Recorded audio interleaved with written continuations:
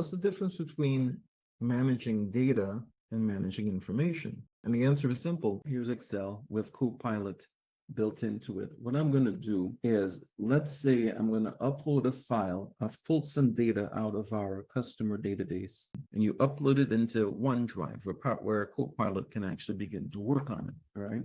So here's a customer sales data file. I'm going to open it up, and when it comes in, it's data. But I just taught a how to be a data steward class last week.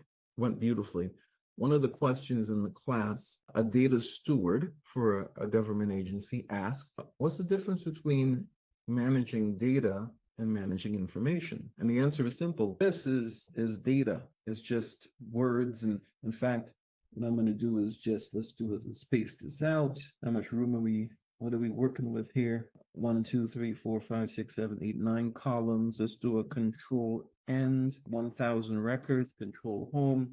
See, this is just data, but what I can do is take that data and I'm going to insert a table. The table has headers. Boom. Now it's information. Data is data, facts and figures. Information is something you can derive benefit from.